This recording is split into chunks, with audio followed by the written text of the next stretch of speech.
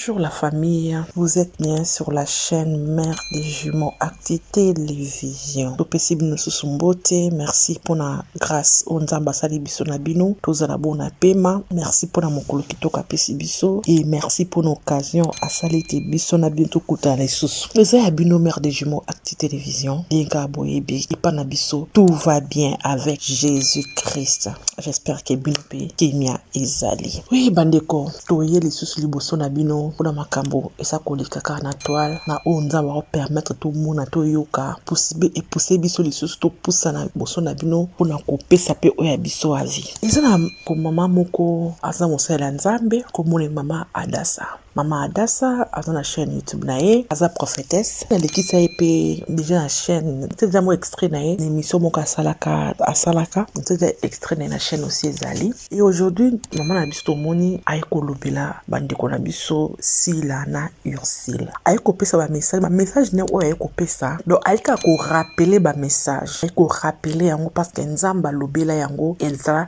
3 ans passés. Nzamba lobela ka yango. Et le nzambe aye kola musaye sous na message na yango actualiser yango pe apesi ba remède to ba ke ba verset biblique comme remède ba ndeko na biso batanga et nzambe asunga bango. Il y a 2 messages. Un message pour na Sila et message aussi pour na Ursile. Mais na ko sepela ko bana message à Ursile. Na ko sukisa na message ya Sila. Bandeko to landa to yoka ni o mama na biso Adassa nzamba lobela ki pour na Ursile. Ndie na sima to zonga pour to mekampe ko partager. Tolanda. Nangi to soso la message.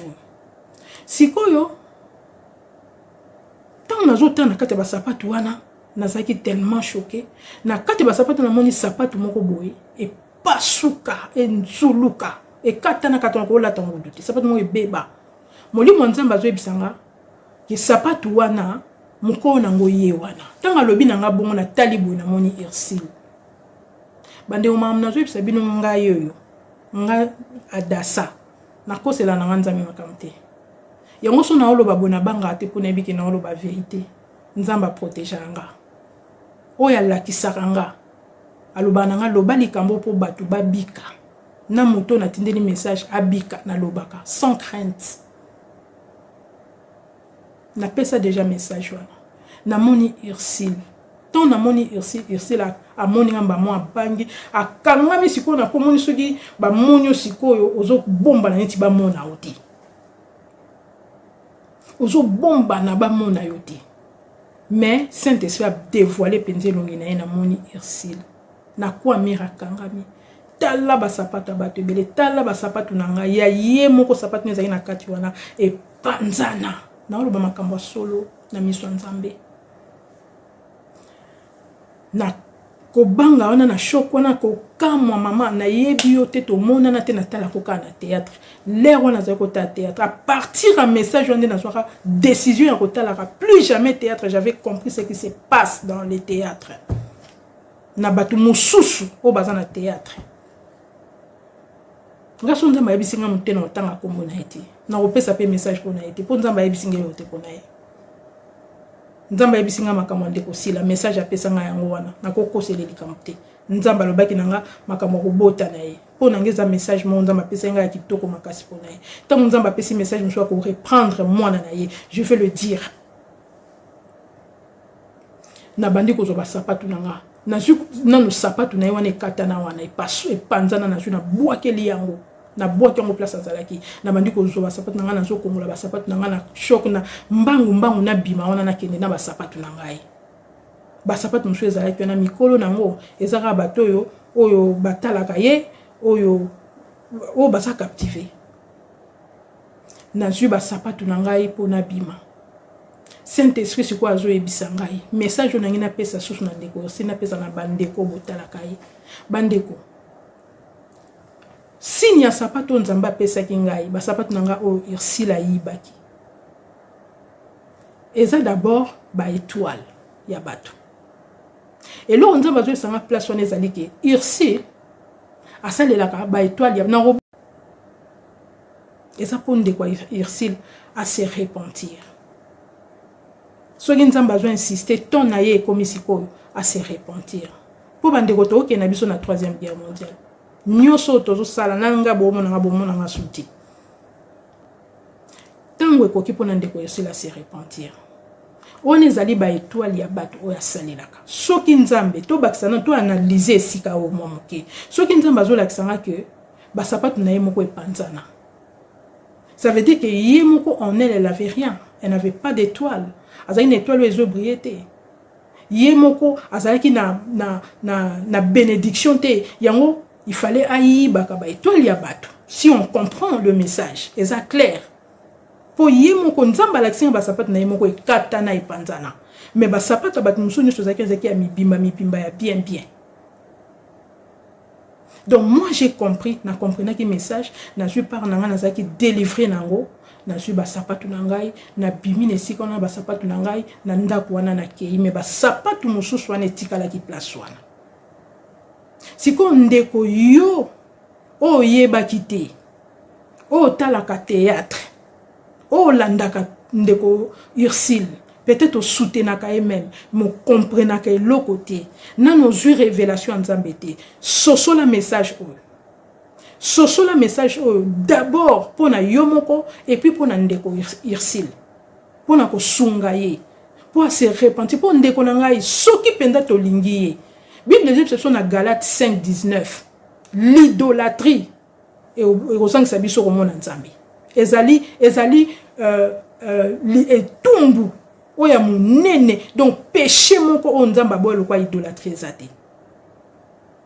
au lieu yo sunga ndeko na makambo nzamba yebisiye non okozwande mosali ya nzambe o mema lisumo zwa malédiction bandi ko finga ndeko bandi ko finga mama dasa mais ozo sunga ndeko o nzamba pesi message ti po bima na makambo so nzamba lobi bongo seke nzamba yebi ezanga te muna lobi pe yo moko ka muntu ozo finga na yo moko basapatu na weza wana oyebi eloko azwa yote po nzamba alaksenga basapatu alaksenga makambo suti donc message o ezali pour ndeko Ursula zonga en elle pour se repentir pour azonga na makolo nzambe puisque tant est comme na suka soki nzamba zo bambo ngam na lobi boy makambo Ursula rekende de pire en pire puisque son nzamba sa révéler likambo na uta oloba awa et olekate il faut o nzamba lobi s'accomplir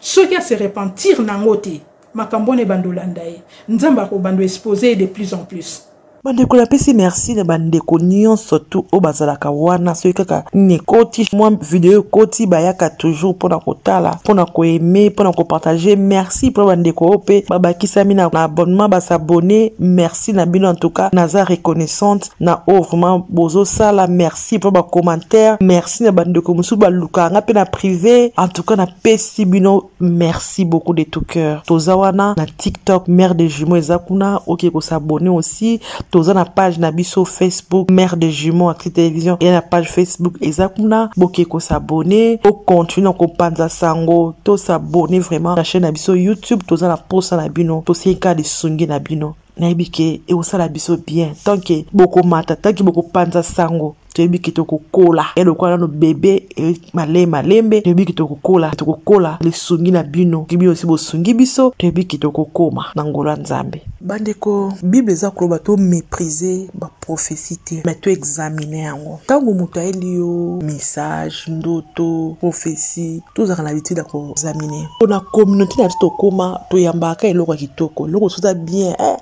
amen tomona yango okotisa message mona TikTok ke bakopambola mutu surtout bato bayebani toko tie yoka ba men kozwa yoka ba vie kozala tala ba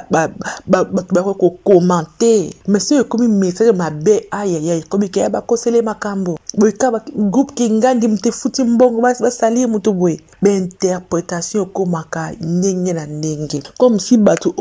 oyo biso totalaka otolandaka kaka makamalamu nde ya censé okomela bango ya mabeneti ko yela bango te nzo na sena moya toyebi ke totambola na système ya mabila malamu yango nzambe ye moko tayebisi biso bato ke atikeli o possibilité atikeli o nzela alakisi o nzela ya malamu pe ya mabe mais nzambe lokola aza plein d'amour alakisi alobi na yo pona malamu na ba vie na biso to vivra ka malamu te mabe aussi to vivra pe aussi rapidement mabe ba to mosu ya kanela biso pe osala pe le côté mais spirituellement muta kanela yo muta luka salo mabe mais osala pe le côté dans nos vies aussi il y a des combats quoi mutu nyonso de même aussi la vie d'artiste la biso il y a des combats il y a des problèmes aussi dans leur vie parce que ba ka battre le ko la biso et que le ko ba le la télévision ba comment spécial. Non, oh biso vivre bamba vivango. Tam so yo nanga mo tam so ole ya tebe tam so mona ke o se ka na be tanga vana na kuzu alela ko leka yo. O mona ke ka ba wala sa kiminenyo tam so na kuzu we alela ka muta pasi, muta ko lela, muta milelo yo tout bien. Mais le ko ba leka liboso. Ba pesa ka biso mo image mo boy. To comme ça ba le ko spécial. To comme ça ba le ko ba extra. Mais ba ka batu. Mais si on est au ndeto yo ki maman na biso sur le bas message pour na ndeko na biso Ursule. Oui, nabi il faut tout examiner. Bandeko maman biso lobi et alika moko ya ko négliger te en tout cas. Ya on négliger te. Pour te bi ke ya mokili o lelo auto ko vivre yo mabe komi mingi mabe pezala nango bandaka mabe ezala mais tango yo mabe eza ko mata se ko mata ezo ki ka se likolo ezo ki ka se likolo nzambe azaka tellement bolingo exposa ba ne pa pambate nzambe lokola papa aibi ko protéger biso aibi ko battre la biso aibi ko protéger réputation la biso parce qu'aza nzambe mais ce ko moni moto nzambe ko mo kamle mo kimba eyeba il faut sala keba la kisike nzambe ana posa ke moto wana abongwama moto wana atika nzela wana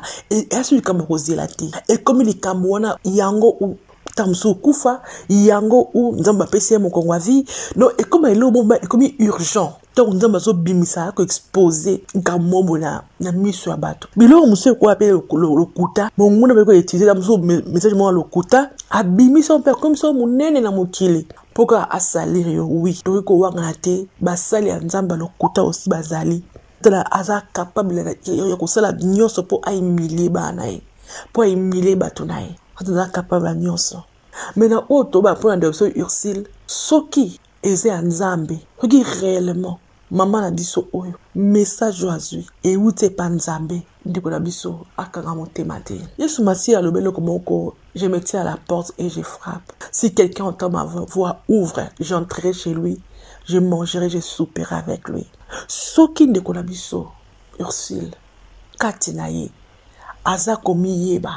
neloko moko songolo pakala sa na vie na ye ayeba ke nzamba komi na posa na ye nzamba za na posa na ye yo ndeko oza nzinga Ursule koyaka ate po tsoma mabika Ursule boyeka ba po anini mama oyo alulika po na yo mabe boyeka ba futi mbongo ndeko longwa yo okoya soki za message ya nzambe yo zo yeka po na kaka o étouffer yango pour na o l'extra ke idole na yo ke asa danger de konzamba ko frapper yo to yo ki ana ba ko swana ba na ba sila ba gomeza wa to yo ki un peu passé à Ursule lo lengi atamboli tina niveau ke olela mobali akomela soki dragon soki lion soki nani toyoki donc pour dire que na ba parcours bato to sangana na bango oto leka bandia na bango oto sangana bango to ebte nini o batika ba vie na biso bato to tambo na bango to lia na bango to mea na bango et surtout bo sangisa nzoto o ebte nini na ko tika na vie na yo yango nzamba lo ke soki bato basanga me koma mutu moko parce que dans l'acte sexuel to liko kabola milimo mabe aussi message à maman o eza clair que lobi eteke ndeko na biso Ursule anel azane lote yemoko eloko ezate ana ni lote mende ba étoile bato ne maman lobi yango nde ekomisa Ursule wala étoile bato nde ezongalisa ye anel enari kati na ye o ya yeza dia ko panda yeza dia ko beba maman lobi bien sapato pesa akina sapato mais amoni sapato ngo ya kala pe epanzana ebiba donc on peut comprendre que ndeko na biso aussi Ursule asaki no parce que nzambe tant akela biso ataka mundu so na eloko nzambe apesa mutu surtout eloko ni tutala na histoire ba talent nzambe akabola ka biso surtout les kabo mundu atana eloko na yo nzambe apesa ye Ursule aussi en elle azaki ni eloko mais eloko wana ni epanzana eloko wana ebeba eloko wana easuna zakali susuté. C'est le message suite que aye et beba suite ke aye eza lisusu te ezonga lisusu te akoyi maintenant kosalela oyo ya bato mosusu akoyi kozwa oyo ya bato mosusu nde esa engelisa ye engengisa ye esalaki balobelaka ye mais en soi elle n'a rien bandeko nanga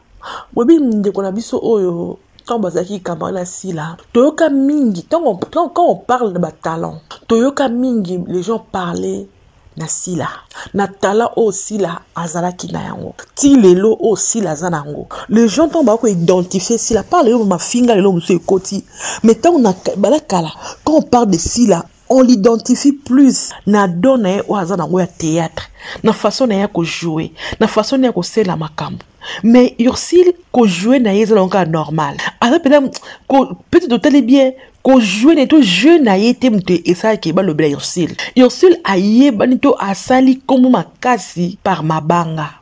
tango bato bazo peut-être na j'ai bien pété abwaki fali pour bazo bwaka ye bato kili ba bwaka ye yango mte sali saye commissaire nti munene wana mais na ko tala boye na ko jouer penza to ebité na nyango lelo ko obima lelo bike ngai vraiment dans na zaki na ngabo no sala ka théâtre bana oba esima théâtre non to ko te mutu mo aye en tout cas nga penda Ursil la ki idole na ngai je na yo nga na landaka lelo ton non je mama Ursil kat na azana été azat non to yo tam so bazali depuis maintenant to yo kate ke mutu mo ka bima ba ke nga penza na landa penza je Ursil nda ba ko jouer to Ursil a marqué na ko jouer na non a marqué na ko jouer te a jouer ne ka normal mutali kokuma lokola ngayo esala ke lo bramba omba lokola nga makambo so ba lobaka e yo kana bien te lokola ngayo suite ka ba presser na biso tali kokuma ezalaka mais to mona ndeko na biso Ursil ndenge ba lobela ye black line to kama kele pele bato bazo sala ti lelo mais botu na tabato ndenge mabete to kitisa ite non loin de là kati nanga idée ko kitisa ye nzamba zo ko ngali kolo loin de moi cette idée là nazana ngote toyo katomona kenenga sala théâtre to mona ka ndenge azalela mais bandi ko to tuna pinza ta mususu na théâtre ayi moko salaka Ursil contre Pechanga mais na ba théâtre pela ki ndiko na biso a marqué to mutu wa vraiment théâtre bepinda salaka pinza etika sango donc to luka pena rotanga to luka yango ya ko luka ikozala penza te mais sokobi otuna olbake elo nango tam so si la sala kana théâtre oye makaki bako oluka théâtre kinganzi boy wano ono tanga au moins que eza pe belé et puis mon côté eza tellement belé mais par contre to yokaye mingi na yango to yebeka ke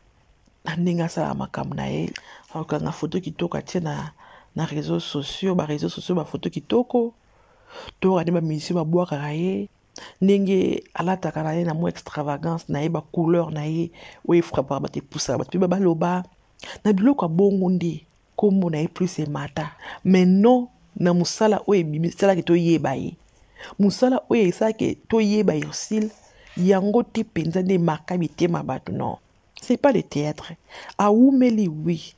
c'est une expérience à théâtre oui mais en elle et le quoi vraiment que oyo engenga théâtre n'est pas briller parce que Ursil pendant un rôle to pesson grabunga Ursil kaka et ça moi passe to lukongo mingi pende to lukongo pende la torche quoi to yo kike likabo to don to étoile na ye ezaki déjà ya ko beba ya ko sila yango bandeko ba mité mususu to sala keba na yango ba mité mususu boke mona mai na nga linganga asepela kananga to zala ka bien to sala keba Ursil la ki ya mité na sila ba obwaka ye ba musicien ba olobela ye mapasa si les acquis ne lo connaissent on a et lo connaît on a ya ko jouer toujours pomba scène jouer à toujours mais elo kongo eki penza valoriser te yango babo kaboni su na vie to lela ka te bandeko nanga yango so nzamba permettre to so kabona mutu mo songolo pakala bozaki bien comprendre te na ba vie na biso flo tika ki bato musuba kendaka bato musuba ya sika ba kotaka vie eza bongo toza lokwa na ta bus to monaka bato musuba zo kita bato musuba zo mata bato musuba zo kita tito koma na terminus ba vie na biso bato peza bongo ba ki amite mususu simba te na bato flo tika toute la biso moko banda sila ba kabona na Ursule banda sila ba su ki amite na po ki amite na comme ki ma passa banda ba kabona to mwana no sila te na copine o ba kanga manda kama na isi to mwana no sila na copine na bongo te oui azakazali na ba mais ki amite pe na o ko ma soude na azali na Ursule na mutu muso na to monite na ba dire na dire linge ke sala neti e banda mepe e kena na musika te eso mais to mona kokabwana pe kopela les gens maintenant commencent à parler d'elle c'est comme si azaki na se à ombre si la na se à ombre moko boy azana likabo mais les gens bande ko lobé pe makasité malgré likabo ne zalaki abane pe ko ngenga makasité malgré likabo ne wana tu ezalaki kaka biso to ne ko tale kala le to si la penda po basene mais tant wana bazaki dans ensemble les gens parlaient plus de Ursule que de Sila mais nzoka de yem tena makam yem tena don yem tena likabo ana makokyo ko sa barola kitoka salaka mais les gens ne parlaient pas plus d'elle parlaient plus de son ami que d'elle bilo musuna vie ba mal nécessaire ko kabwana bango zeki nango mal nécessaire nzambo akabola bango ayebi le pourquoi lokola nzamba linga biso mingi yemoko a étudiaka na nzela voyage wana ya mama Olive sila ayebisa Ursule te etia ko kabwana etia ko inana etia ko potana ba kabwana pe wana tilelo yango bandeko to sala très attention à mieto fandi na ba kamba toza na bango batozo le na bango batozo me na bango oyebi te tamso mona mutu yo envia ka osepe mutu na bien mais tamso mutu na asele loko ezakati na yo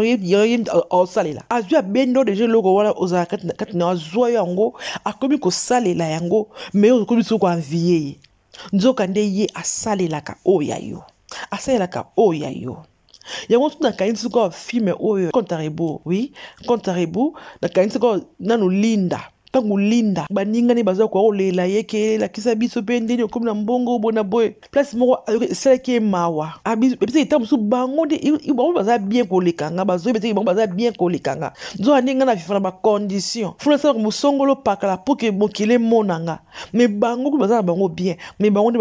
bazo ko lela ngai yango zo ki des ki kambone ko ba su ko lukanga te boza ka musika nanga bilo musu c'est comme ça yango le mokito éviter bande nanga ki fanatisme ya kibuzoba bato tozo lingaka oyo tozo kotela la réseaux sociaux zuta na nzambe itada ba muto ngana sepela rezaka ndenge nini itada ba muto ngana linga rezaka ndenge nini muto ngaza ndenge nini to comprendre ata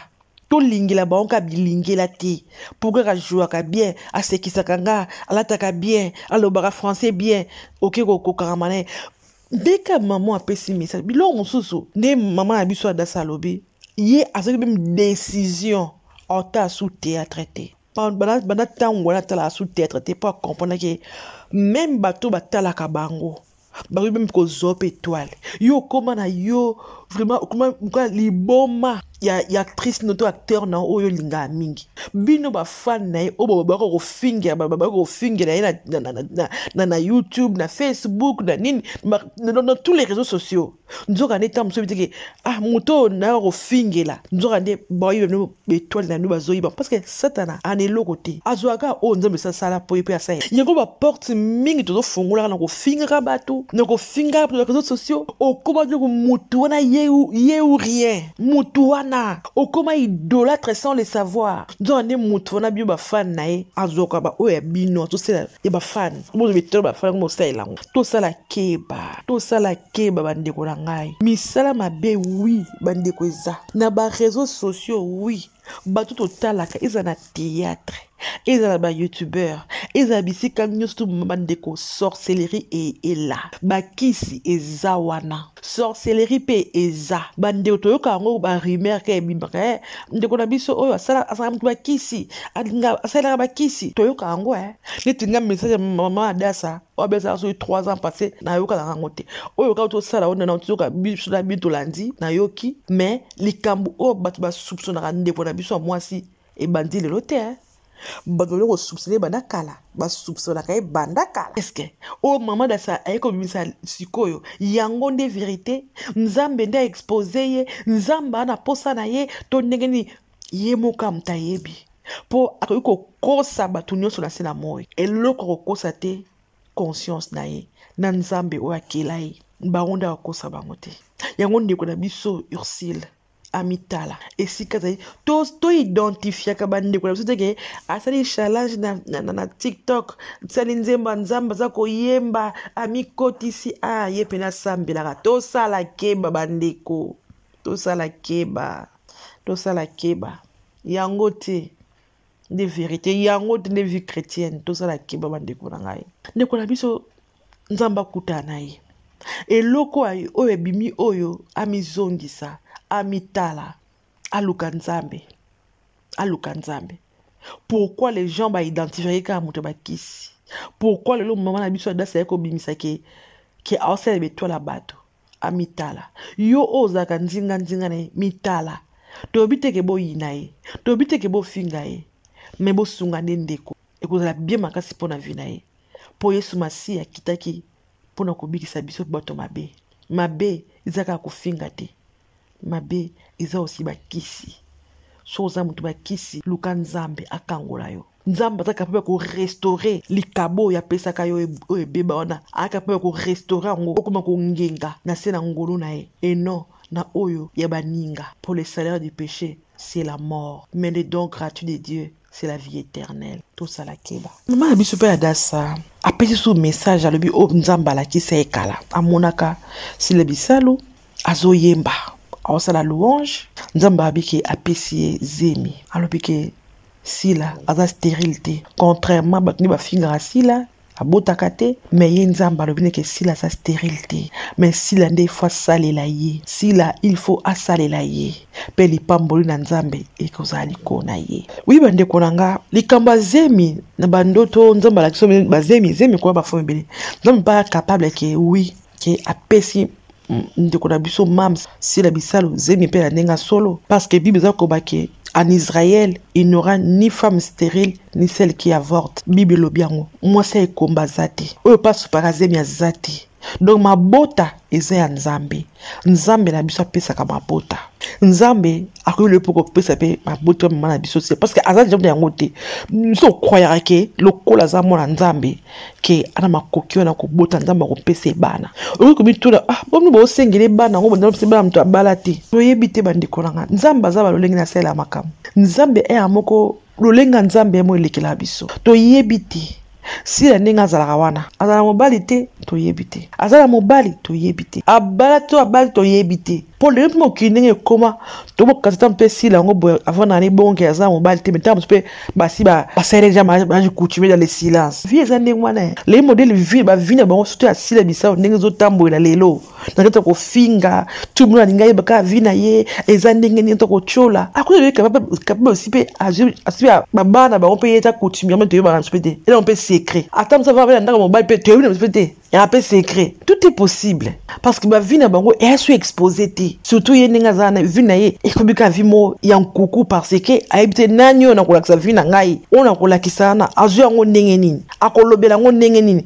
lobi ko chola ngo ndenge nini toyebite nzambe na lola ozo pesa ba message toyebika yebi nyonso ayebi nyonso to nzima ke humiliation bana kozwa o so ikombela na to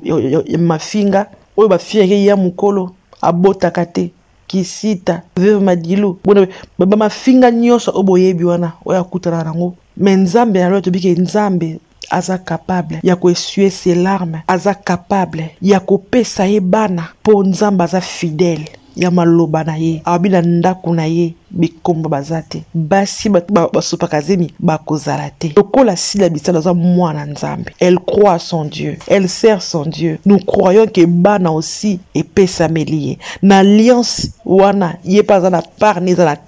na kati maloba na azape na part na ye ke ye pe ndenga zali bana akosimba bana nzambe za capable ko pesa bana bandeko pe a changer au combo o apesio ba triplé comme mama passa ah oui boyi apesi yo bala changer yo kombo abakisi yo kombo likolo ya kombo na yo okoma mapa nzamba za mbande kolanga nzamba za capable po ngayo na obeta lisolo ngayo mère des jumeaux j'ai aussi un témoignage avec ces dieux na likabota likobota mais lelo nzambe wana likolo ya kombo nanga nzambakisa mama mapasa mère des jumeaux otambola sika mo mère double mama pasa boni kombo nanga kutu komata msuko bunga ikoba mingi mama pasa pote nzambe wana zaki fidèle nzambo ala kaka akokisaka yango oui nzamba za makoki nyosa kosala spirituellement bandeko nanga donc nzamba olakisa aussi ke mto na zemi aussi c'est une bénédiction zemi et ape bénédiction nzamba lakisi kati na yeke anaba azana ba bénédiction azana makoki biloko esengela bota eza biloko esengi na ye abota yango abimisa yango bacapacité bagrâce bapotentialité babénédiction oyo eza kati na ye oyo esengi efo ebima mokili mona yango parce que zemi suka ta oza na zemi elenge ya zemi ezalaka suka yango bimisa mona aza na kati ya libumu yango nde elenge ya zemi na oyo nzambe atia kati na biso lokola badon batalent bacapacité esengo nango ke ebima bato ba identifier ke te moto pena eloko bwazaka ezaka pena amakasi ye peza nzambe pena pambolelo yango nde sengo ye ba don ba capacité ba potentialité nzambe tsaka ta biso ke ebima mokili ko identifier biso par rapport ya ba qualité on nzambe tsaka ta biso e ba don on tsaka na biso e nzambe talisi ke azana zemi pour nanga na moni ke eza ba bénédiction nzamba tsakatne c'est une femme bénie et muntu oyo ayeba ke nzamba pambola ngaza azaka mutoko ya lolendo te différence a bato yo OK azwa bénédiction pa nzambe azaka muto lolendo te onto moins pas mams a comprendre que maintenant c'est mon temps à comprendre que maintenant ils attendent mais quand nae beaucoup de humilité tout le monde a passé la chaîne nae a beta tamona likambona humilité accueil ami mona te ke ngande pomba scène ngande sila bisalo te mutu nyoso zo le la chaîne na ba ke non humilité respect na bato ba ko accompagner na musala a comprendre que on azana ngo ezangolu différence au mona bato yo o bazo ba nzambe te lolendo mto zaka caractéristique na bango mona bato bazo pa nzambe te o ba salela ka ba etola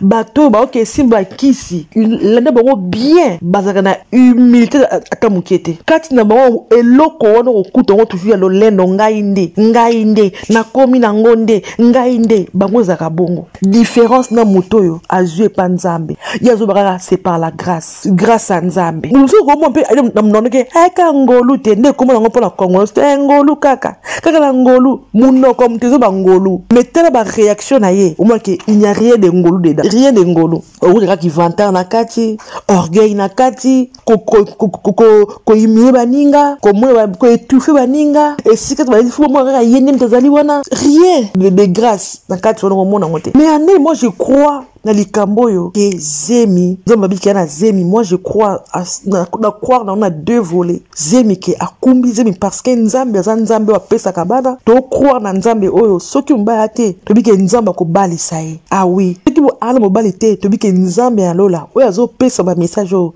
to biki akopesa mobali wa ko bala ya oyo ka libonde na ngapela linga ko libonde na ngapona ye nzamba sunga e pena asa pe libala onto asela na Congo te asela na mikila poto sika ba famille bazali musika ya ba hypocrite to ba comédien aza musika na ba pe aye pe na équipe ya libonde na sima prière il faut so au reva bongo senga nzamba ko bisango nga pe na revaka liba na ye aye pe nda poto amemi équipe nyos to ya SB ba poto ba ko fêter liba ne ba ko sa liba na poto bango nyos to ba yesu ko na poto donc na au monde na kati au monde ba gat bi ba linda ba michu ba yalule ba shikito donc au monde grand ka staff on ba écrire sur SB wana banana nana Teresa ozi ba to mona ka wana penza ba ye penza ko sala liba na ye na poto awa asala ngo esika esika famille na ye baza o ba lire ya solo asu pe équipe na o soutien na ba ozi ba Jolivet ba Jonathan ba ngonyo tu ba ye maquilleuse na biso na pointe nani maquilleuse nani Deborah ba so ba ye poto pona libana na ye ngape ba libonde na kenza ko seconde ezala bien soki na balate soki na vite nzambe alola a pese mobali ya ko simba bana ah oui pe o simba mwa ba mapasa parce que nzambe alinga bato o ba seka ba ko mi bongo ya nzambe asala ka mobele ya lolenge na ye mi baleka na mbala moko ah oui na bi ke nzambe na ko pamusa pinzoli na ye e belé na réseaux sociaux ba changer ba ba po atina moi sio lipamboli peut-être na ngambo mosusu lipamboli za kati na moi sio a pela lisu makasi a kopela lisu makasi ne besoin que l'humilité précède la gloire loko la kati na ye komi kiti sezalaka l'humilité kati na ezali gloire à nzambe e kozala pasi na bisalo yango to babake souffrer l'état de SB ezakate jeton mais c'est une réalité aussi parce que en elle a ses capacités là donc yokuto o leke ochola ye o finga yo kidisa ye o bulisa ne muto yo o sala kati na ye o bunse muto ya pesi makabo wana o bunisa muto yo abike o ezata na ye andeko merci beaucoup pour la libako bozu ya kolanda biso na ebike likambo kolobela ngo lisone esiliti ah oui o fongola ngo lisusu o continue encore kolobela yango nzambe alola abatila l'impératrice Sisi l'impératrice Mams des Abakou nzambe abatela ngolo nzambe likolo na ye nzambe asele lisubolamu nzambe apangusa pinzoli na ye esika o baza ko humilier ye na réseaux sociaux kaka esika nzambe otombola ye to mona ye ndenge abali to mona ye ndenge aboti bana gloire à nzambe eumile kati na ye l'humilité eumile kati na ye mama koki oya kitoko nzambe apesa ye et où me peut fanda nyo sotu ma be oyo ko ya pona étouffer grâce à nzambe ezala musika na kombo na Yesu ndeko na biso aussi Ursile yeba ke nzamba na posa na yo nzambe azana posa na yo à quoi sert-il à un homme de gagner ce monde sauf qu'à perdre âme na ye na tinate c'est pour des projets de paix et de malheur nzamba tindo na sena moi donc nzambo ayebi yo pe nzambo alinga yo Yesu Masia oyo alinga yo Ursile andima kufa ne kusu pona yo makalingaka yo azana posa na yo ana posa na yo ozonga na ndako ana posa na yo asalela yo ana posa na yo a restaurer vie na yo parce que il est un Dieu plein d'amour tika ite nzambe lo batela bino soki Yesu Masia les hommes toko kuta encore prochainement na seka na bino bandeko bo aimer bo partager bo commenter pour nous soutenir chaîne na bino bisous bye.